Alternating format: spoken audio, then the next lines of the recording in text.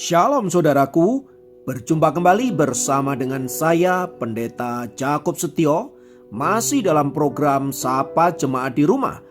Kali ini kita akan bersatu bersama-sama, mari kita berdoa. Bapa kami rindu, firman-Mu sungguh memberkati kami, dan biarlah melalui renungan firman itu, kami semakin dikuatkan, diteguhkan di dalam pengiringan kami akan Engkau. Kami siap diberkati. Terpujilah namamu kekal selama-lamanya. Dalam nama Yesus kami berdoa. Haleluya. Amin. Firman Tuhan kali ini saya ambil dari Matius pasal 16 ayat 25. Saya ulangi, Matius 16 ayat yang ke-25 berkata, "Karena barang siapa mau menyelamatkan nyawanya, ia akan kehilangan nyawanya. Tetapi barang siapa kehilangan nyawanya karena aku, ia akan memperolehnya." Haleluya. Nah, saudara-saudara, kali ini saya ingin berbicara tentang kehilangan nyawa, menerima hidup kekal. Seorang hamba Tuhan yang bernama Richard Wurmbrand menceritakan sebuah kisah dalam bukunya yang berjudul Berkorban Demi Kristus. Dia berkata, seorang pendeta bernama Flores Chu disiksa dengan besi panas membara dan pisau-pisau. Bahkan tikus-tikus kelaparan dihalau melalui pipa-pipa untuk masuk ke dalam selnya. Ia tak dapat tidur karena harus mempertahankan dirinya dari serangan tikus-tikus itu. Ia terpaksa berdiri selama 2 minggu siang dan malam. Tak berhenti sampai di situ, saudaraku. Orang-orang komunis itu membawa putranya yang masih berumur 14 tahun dan memukuli anak itu terus-menerus sampai pendeta Flores Chu mau mengkhianati imannya kepada Kristus. Ia bertahan sekuat tenaga. Kemudian ia berkata kepada anaknya Alexander, "Alexander, aku harus mengatakan apa yang mereka kehendaki. Aku tak tahan melihat dirimu dipukuli." Anak laki-laki itu kemudian menjawab, "Ayah, janganlah melakukan sesuatu yang tidak benar dengan menjadi pengkhianat sebagai orang tuaku. Bertahanlah, bila mereka membunuhku, aku akan mati dengan kata-kata, Yesus dan tanah airku." Mendengar itu, orang komunis menjadi kalap. Mereka memukuli anak itu sampai mati. Darahnya terpercik di dinding sel yang ditempati oleh mereka. Ia mati dengan memuji nama Tuhan. Saudaraku dikasihi oleh Kristus, kisah pendeta Flores Chu dan Alexander adalah satu dari ribuan kisah yang dialami oleh para pengikut Kristus. Mereka dipukuli, diseret, disiksa, dan mengalami berbagai-bagai penyiksaan karena iman mereka kepada Kristus. Bahkan dalam buku itu juga dikisahkan bagaimana seorang rohaniwan dipaksa untuk menguduskan kotoran dan kencing manusia serta memberikannya sebagai perjamuan suci kepada jemaat Kristen di penjara Vitebsk di Rumania. Apakah Anda menjadi jijik dengan kisah ini? Anda bisa bayangkan apa yang dialami oleh umat Tuhan itu. Mereka menerima perjamuan dengan makan kotoran manusia dan minum kencing manusia. Sungguh sangat mengerikan, bukan? Namun inilah fakta yang sebenarnya dialami oleh banyak anak-anak Tuhan di seluruh penjuru dunia. Mereka mempertahankan iman mereka dengan begitu luar biasa, sekalipun mereka harus mengalami berbagai-bagai penderitaan. Bagi kita yang hidup fine-fine saja, bagi kita yang hidup dalam damai sejahtera dan tidak ada masalah-masalah yang berkaitan dengan iman kita, penderitaan mereka yang mempertahankan iman di dalam Yesus Kristus, di dalam Yesus Kristus. Itulah sebabnya kadangkala kita terlalu manja dengan hidup ini. Sedikit saja punya masalah sudah menjadi alasan untuk meninggalkan Tuhan. Sedikit saja kita mengalami penderitaan sudah bisa dijadikan alasan untuk kita lari dari hadapan Allah. Saudara-saudara dikasihi oleh Tuhan, bayangkan mereka yang kehilangan nyawa mereka karena Kristus. Mereka yang menyerahkan diri mereka dalam penderitaan dan berbagai-bagai pergulatan hidup hanya demi mencintai Kristus. Kita mesti belajar dari orang-orang seperti itu, saudaraku. Di negara-negara tertentu dan di daerah-daerah tertentu masih banyak orang-orang percaya yang mengalami berbagai-bagai penderitaan dan siksaan serta diskriminasi karena iman mereka kepada Kristus. Bahkan di dalam negara tertentu yang berdasarkan agama, menjadi Kristen adalah sesuatu yang mematikan. Namun yang luar biasa dari semua itu, saudara-saudara, Tuhan Yesus berkata, barang siapa kehilangan nyawanya karena aku, maka ia memperolehnya. Saudara-saudara yang dikasihi Tuhan, kadang-kala kita begitu keras mempertahankan hidup kita sedemikian rupa, menjaga diri kita dari berbagai-bagai sakit penyakit, dari berbagai-bagai virus, kuman dan lain sebagainya, membentengi rumah kita dengan pagar-pagar yang tinggi, melindungi kita dari berbagai-bagai orang yang hendak bermaksud jahat.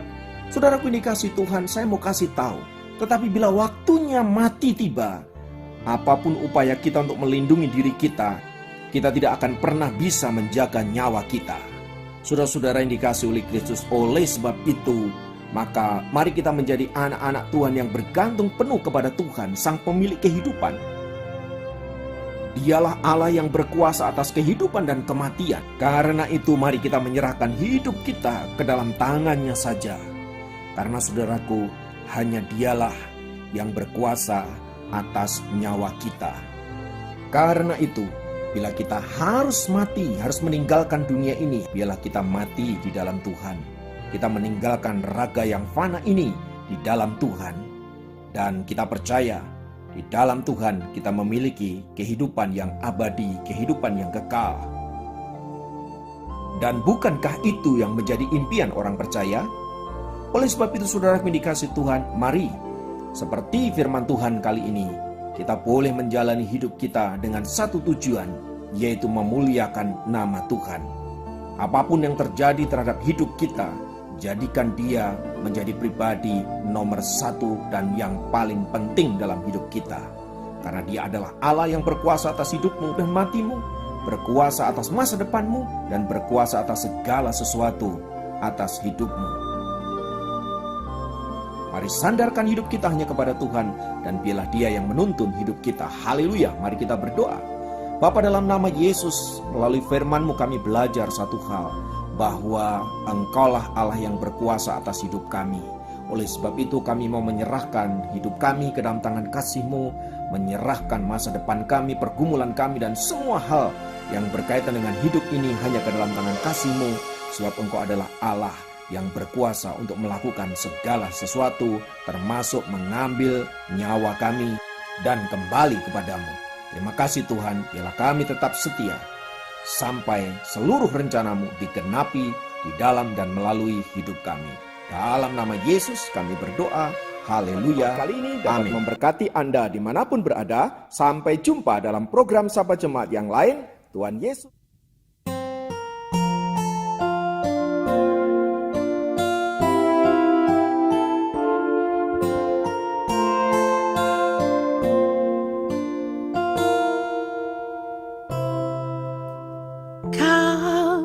Selalu ajaib bagiku, jalan-Mu tak terselami. Saat Kau yang membuka pintu, tak ada yang menutupnya.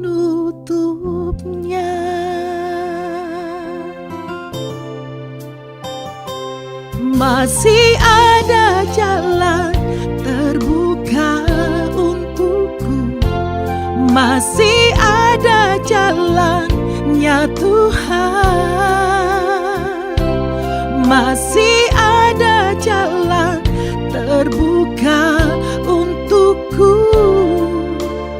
Kulihat kebesaran-Mu,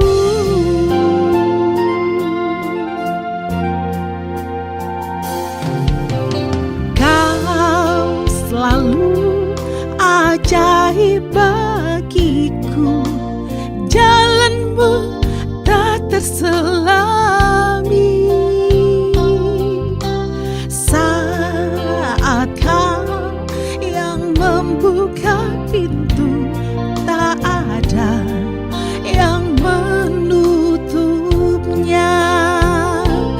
Masih ada jalan terbuka untukku, masih ada jalannya Tuhan, masih ada jalan terbuka untukku. Kulihat kebesaran-Mu,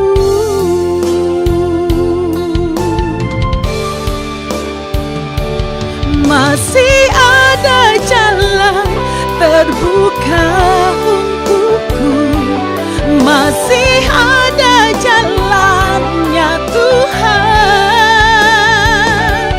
masih ada jalan terbuka untukku. Kulihat kebesaran-Mu, kulihat kebesaran-Mu, kulihat kebesaran-Mu.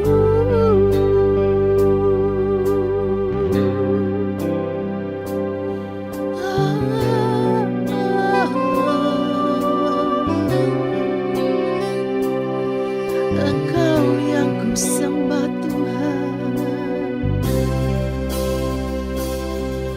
Efesus 3 ayat 20, demikian firman Tuhan.